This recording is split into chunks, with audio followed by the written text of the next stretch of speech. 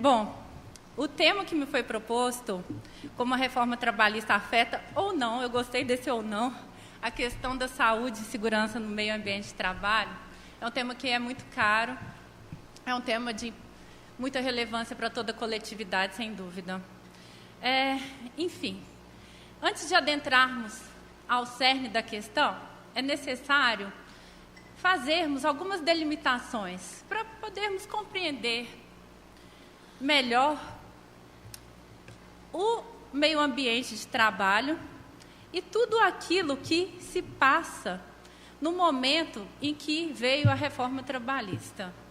O contexto é um contexto de acidentalidade e, para tanto, inicialmente, vamos definir o conceito moderno de meio ambiente de trabalho.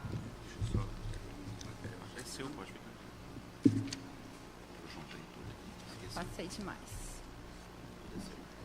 Bom, então, o conceito clássico da doutrina sempre faz aquela abordagem emblemática de que o fundo do mar seria meio ambiente de trabalho, a atmosfera seria meio ambiente de trabalho. Enfim, se houver um instrutor de mergulho ou um instrutor de paraquedismo, obviamente podemos considerar o fundo do mar e a atmosfera um meio ambiente de trabalho. Nos tempos odiernos, nós convivemos com trabalhadores que prestam serviço através de uma plataforma. É o que vem se denominando uberização. Um aplicativo de celular pode ser considerado meio ambiente de trabalho?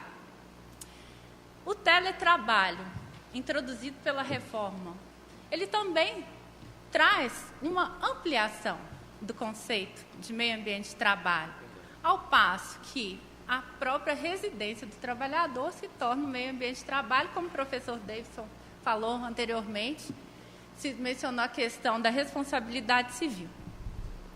Portanto, nós devemos pensar em um conceito dinâmico de meio ambiente de trabalho. Não naquele conceito da Revolução Industrial, em que o meio ambiente de trabalho estava restrito às dependências geográficas da fábrica, em que os trabalhadores estavam ali reunidos em torno das máquinas.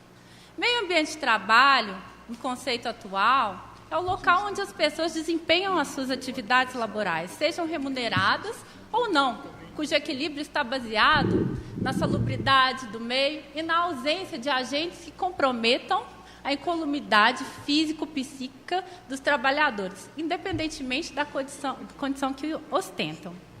Então, é um atual conceito de meio ambiente que deve englobar determinados casos, como podemos mencionar o assédio moral. O assédio moral, ele nos dá o tom do que seria o meio ambiente de trabalho na contemporaneidade. Ao passo que comentários vexatórios, ao passo que superiores hierárquicos, empregadores ou colegas que ofendem, perseguem os demais trabalhadores, ao passo que são exigidas tarefas aquém ou além da capacidade, da aptidão de um trabalhador, torna o meio ambiente de trabalho contaminado. Então, devemos pensar em um meio ambiente de trabalho em que a pessoa do trabalhador está no centro. Eu destacaria o conceito moderno, levando em conta a pessoa do trabalhador. Justamente uma visão humanista e progressista do meio ambiente de trabalho. Outro ponto importante para definirmos, para delimitarmos o tema, seria o panorama brasileiro da acidentalidade. Os números são alarmantes. O Brasil é o 4º país do mundo no ranking de acidentes de trabalho. Os números, as estatísticas da OIT demonstram que, em média, 700 mil acidentes de trabalho ocorrem ao ano.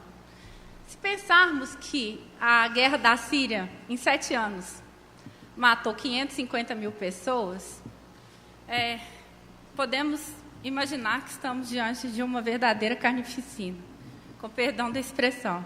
Mas as estatísticas, lamentavelmente, denotam que os trabalhadores eles saem de casa para ganhar a vida e estão encontrando a morte. Eles estão adoecendo. Enfim, a vida ela é indubitavelmente o bem mais precioso do ser humano. Mas se a questão ontológica do ser não é suficiente para chamar a atenção dos legisladores, da comunidade jurídica, vamos mencionar aqui os impactos econômicos da acidentalidade no nosso país. Em média, são gastos 5% do PIB mundial em virtude das despesas decorrentes do acidente de trabalho. A Previdência Social ela gastou em torno de 76 bilhões de reais, 76 bilhões entre 2012 e 2017. Nesse mesmo período, ocorreram por volta de 5 milhões de acidentes de trabalho. Para termos uma ideia, a cada 48 segundos ocorre um acidente. São 82 acidentes de trabalho por hora. 2.800 mortes a cada ano. Sendo uma perda, num grupo de 14.500 trabalhadores, ocorrem 8 mortes por dia. Ou seja, a cada 3 horas morre um trabalhador em virtude do acidente de trabalho no Brasil. Se pensarmos que nesses 2 dias de congresso morrerão quantos trabalhadores? Né? Se delongar demais a minha palestra, serão quantos? Os dados são lamentáveis. Né? Então, perdem-se em dias de trabalho 348.635.665 horas de trabalho. Esses acidentes, de 2012 até o momento, registraram um número de quase 5 milhões. Então, são dados extremamente estarrecedores que devemos nos atentar. Né? Então, são 2.800 mortes, uma a cada 14.500, 8 mortes por dia, um trabalhador morre a cada 3 horas. Esses dados, eles são a pontinha do iceberg. Por quê? Porque são os dados que foram notificados, os acidentes de trabalho foram notificados perante a Previdência Social. Inclusive, quem tiver curiosidade pode acessar posteriormente o Observatório Digital do Ministério Público do Trabalho, que é uma plataforma que foi criada em um convênio entre o Ministério Público do Trabalho, Previdência Social e OIT, em que há um acidentômetro mostrando o número de acidentes de trabalho que ocorre a cada segundo, os gastos, os membros, divide por regiões. Então, não vou me delongar em virtude do horário, mas quem tiver curiosidade, posteriormente, pode acessar para ver com mais precisão esses números que estão no Observatório do Ministério Público, em convênio com a OIT. Então, são a ponta do iceberg, por quê? Nós sabemos que, por diversas razões, o empregador nem sempre gera comunicação de acidente de trabalho. E esses números são os acidentes que são apenas registrados. São números da Previdência Social. Como um dos maiores problemas do Brasil é a informalidade, nós podemos crer que realmente é um número muito superior. O Brasil poderia subir no ranking de 4º lugar, talvez para o 2º ou, quem sabe, 1º, se todos os acidentes de trabalho fossem registrados. E doenças ocupacionais. Quando eu falo em acidentes, eu englobo também as doenças ocupacionais. Os acidentes eles têm diversas consequências econômicas, são custos que são visíveis para a sociedade e também para a empresa. O primeiro deles é a assistência sanitária, porque esse trabalhador, sem dúvida, ele vai desaguar no SUS, quando não tiver um plano de saúde privado. Também as indenizações da Previdência Social, que são aquelas previstas, são os códigos B91 e B94, auxílio-doença por acidente de trabalho e a indenização, que é paga pela Previdência Social. Nós devemos pensar que, atualmente, a Procuradoria que cuida das ações regressivas contra os empregadores que tiveram culpa em virtude do acidente tem apenas 10 procuradores federais para poder promover essas ações regressivas contra os empregadores. Seria o caso de fortalecermos a instituição justamente para coibir os empregadores que não tomam medidas preventivas.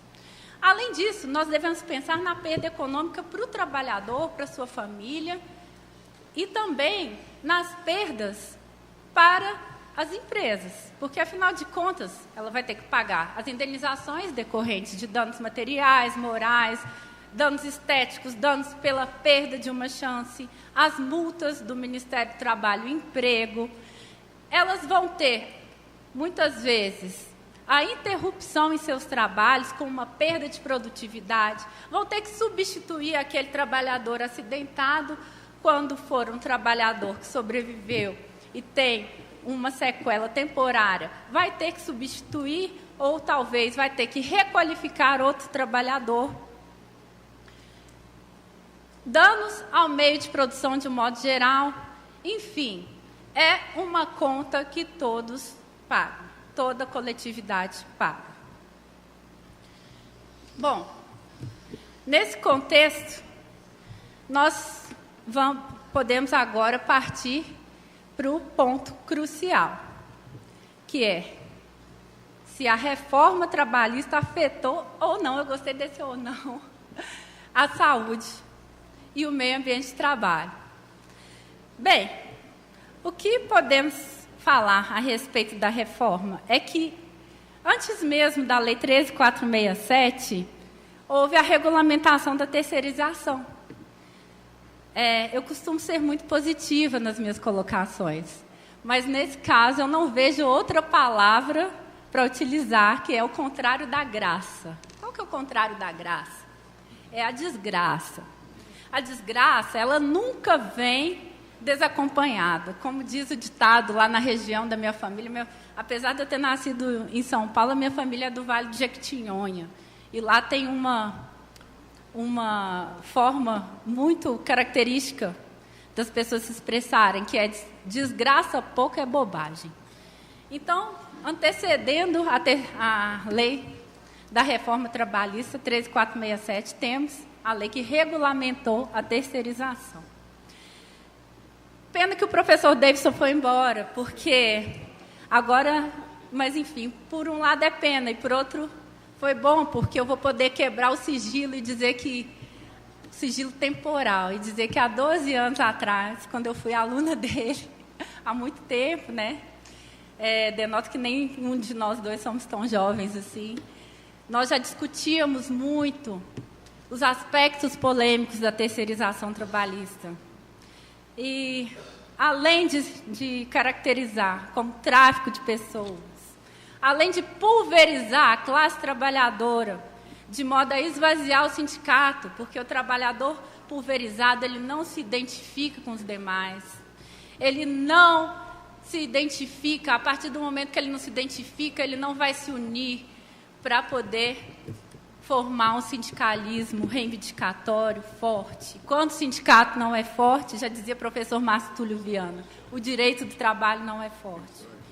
Enfim, a terceirização trabalhista, com todos esses aspectos danosos, ela ainda guarda o que talvez seja o mais severo de todos, que é a falta de investimentos em saúde e segurança do trabalho, porque não torna viável economicamente haver uma terceirização com alto custo. E no Brasil, infelizmente, prepondera a ideia de que investir em segurança e saúde do trabalhador gera custo para a empresa. Por essa razão, o maior índice de acidentes de trabalho está justamente dentre os trabalhadores terceirizados. O meu amigo Grijalbo Coutinho, que é desembargador da 10ª região, em sua obra intitulada Terceirização, Máquina de Moer Gente Trabalhadora, identificou que o maior índice de acidentes de trabalho ocorre na terceirização, especialmente no setor elétrico e no setor da construção civil e no setor petroleiro. Todos esses utilizam mão de obra terceirizada. Todos esses são campeões em número de acidentes de trabalho. Portanto, feitas essas considerações, vamos prosseguir, né? O quadro já não está assim tão favorável, mas prossigamos para adentrar, enfim, 13467, né? Que teve como um elemento essencial justamente a questão da fragmentação entre o meio ambiente de trabalho e a duração do trabalho. A duração do trabalho é o ponto central, crucial, da reforma trabalhista. A duração do trabalho é um elemento essencial para a saúde física e psíquica do trabalhador. Ocorre que o elastecimento da jornada, em que vemos vastamente na nova lei, ocasiona aspectos extremamente danosos que, sem sombra de dúvida, a longo prazo, vão aumentar o número de acidentes de trabalho no país. Em pesquisa científica realizada no doutorado, sob a orientação do professor Homero Batista, um juiz chegou à seguinte conclusão. A indagação que ele fazia era qual é o momento em que os acidentes ocorrem em maior número. Inclusive se chama a hora do acidente. Qual que é a hora do acidente? A hora do acidente é justamente na sobrejornada. A hora do acidente é justamente no fim da jornada, quando o trabalhador já está exausto, não tem mais a concentração necessária. O que vai acontecer com a saúde e o meio ambiente de trabalho, com o elastecimento da jornada, que foi introduzido pela reforma trabalhista? A fragmentação entre o meio ambiente de trabalho, a duração, ela está presente no artigo 611b, parágrafo único, acrescentado pela Lei 13467, de 2017. Esclarece o seguinte, que as regras sobre a duração do trabalho, intervalos, não são considerados como normas de saúde, higiene e segurança do trabalho para fins de regulação desses direitos por convenção e acordos coletivos. Como assim? A jornada não é questão de saúde.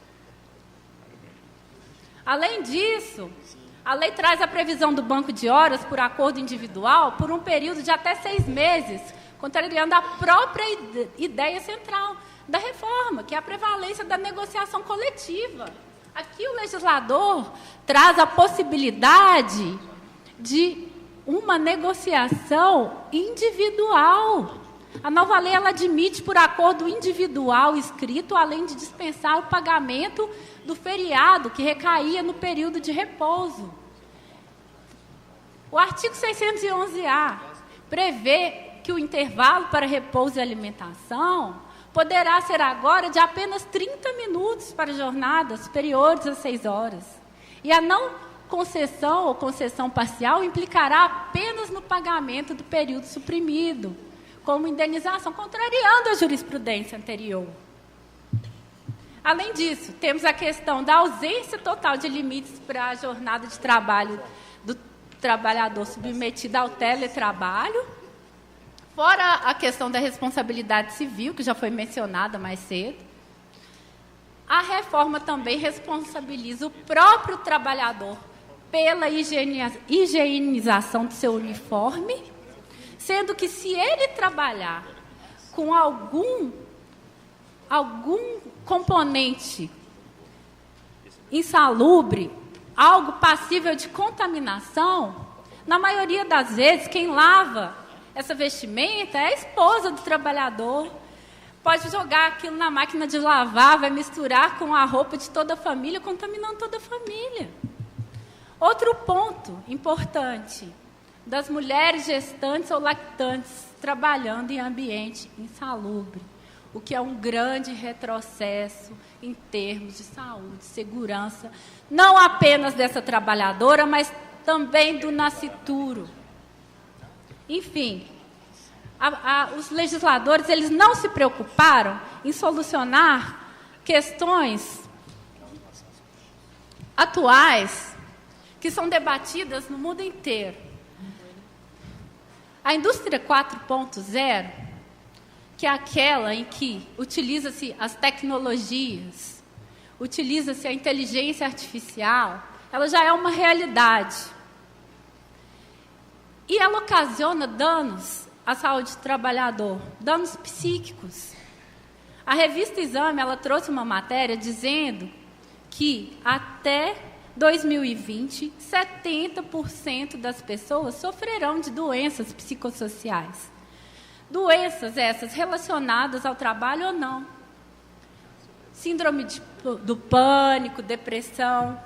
Ocorre que existe um grande desafio para os juristas brasileiros e dos países desenvolvidos, que também não conseguiram solucionar essa situação, que é justamente definir o nexo de causalidade entre as doenças psicossociais e o meio ambiente de trabalho, porque geralmente existem outros fatores de risco que contribuirão para aquele adoecimento do trabalhador, não sendo possível caracterizar através do nexo. Por que o legislador não vem pensando em um novo modelo de se caracterizar as doenças psicossociais? Além disso, 30 anos se passaram da nossa Constituição Cidadã. E o Parlamento até hoje não fez sair do papel o direito ao adicional de penosidade, por exemplo. Até hoje. 30 anos. Diante disso, é possível concluir que a reforma ela afeta negativamente a questão da saúde e segurança no meio ambiente de trabalho. O que é que nos cabe esperar em relação a isso? Enfim, devemos esperar um posicionamento da jurisprudência capaz de amenizar essas perversidades ou, em uma perspectiva um pouco mais otimista, devemos esperar que os empregadores se atentem à importância de investir em saúde e segurança do trabalho. Porque os países da União Europeia, comprovadamente, investem e comprovam que investir em saúde e segurança dá lucro. Há 30 anos atrás, a Itália possuía uma situação muito similar à do Brasil, em termos de acidentes. Eles conseguiram solucionar essa questão justamente com investimentos e também transferindo aquelas atividades de maior risco social e menor potencial econômico para os países periféricos. Em uma visita àquela fábrica italiana de automóveis de Torino, que eu não posso dizer o nome, doutor Humberto, é possível perceber que atualmente... Atualmente não existem trabalhadores braçais na planta. A planta cujos trabalhadores braçais estavam foi transferida para a Polônia e para o Brasil. Lá se concentram apenas aqueles trabalhadores que exercem atividades intelectuais, como projeto, design, engenharia, contabilidade, economia, administração, enfim. Os trabalhos que representam maior risco social para a sociedade. Quando eu falo nisso, eu estou falando das despesas da Previdência, que todos nós aqui pagamos, são transferidos para os países periféricos, sem nenhuma preocupação no investimento em saúde do trabalhador. Então, em uma perspectiva otimista, devemos esperar, quem sabe, um dia, espero que não esteja longe, as empresas se atentem para a questão da saúde e segurança do trabalho. Porque as empresas que consideram suas máquinas, suas ações, seus programas de computadores, seus produtos financeiros o principal, elas erram o alvo. Elas estão acertando no trivial, mas elas estão errando no essencial.